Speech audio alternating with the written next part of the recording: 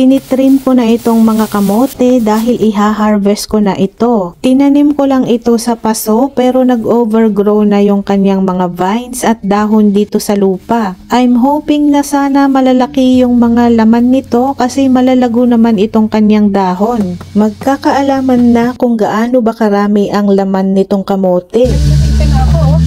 At meron na kaagad pasilip sana marami pa sa loob nito. First time ko na magtanim ng kamote sa paso at medyo nag-e-expect ako na marami tayong makukuha dito kasi nakita nyo naman kung gaano kalago yung kanyang mga dahon. Ito yung favorite ko na kamote na kulay purple yung loob at ang variety nito ay Hawaiian sweet potato. Malapit na akong matapos sa pag-harvest kaya lang wala pa akong nakitang malaking laman. Puro small and medium sizes lang. Tapos bigla kong naalala 3 months ago ay meron palang pinagdaanan itong mga kamote na ito. Inatake sila ng maraming caterpillars at halos makalbo na yung kanilang mga dahon. Ito ay nangyari December 2024 at nag-recover lang sila mga bandang January to February. Kaya yung growth nila na malalagong vines ay mga 2 to 3 months lang pala yung itinagal. Kaya yun ang dahilan pala kung bakit hindi gaanong kalakihan itong kanyang mga laman. Sa tingin ko ay dapat nag-antay pa ako ng isang buwan pa para mas malalaki na yung kanyang mga laman. At marami din yung mga maliliit na laman na nabubuo pa lang. Kaya pag pinatagal ko pa konti ay mas marami pa sana akong maiha-harvest. At magtatanim muli ako dito sa paso para makabawi tayo sa susunod na harvest. Nilalagyan ko lang ng mga dahon-dahon dito sa ilalim ng pot para may source of fertilizer itong kamote kapag nag-decompose itong mga dahon-dahon sa ilalim. At yung dating soil na ginamit ay i-reuse ko pa rin. Hindi naman mapili sa lupa itong kamote, in fact nabubuhay nga sila kahit sa pangit na lupa. Ang importante lang ay mabuhaghag dapat yung lupa para mas madaling lumaki yung kanilang tubers. Itong kamote ay hindi naman matakaw sa fertilizer kaya hindi ko na kailangang lagyan ng mga pampataba. Pinili ko yung mga vines na merong mga ugat-ugat na kasi sa tingin ko ay mas malaki yung chance niya na mabuhay. At natapos na akong makatanim dito sa paso, good luck na lang sa susunod na harvest. Malinis na rin itong dating pinagapangan nitong kamote. At hindi na ako nag-antay ng matagal, niluto ko na kaagad yung hinarvest ko na kamote. Tingnan nyo naman napakaganda ng kanyang kulay at sobrang sarap nitong kamote na ito.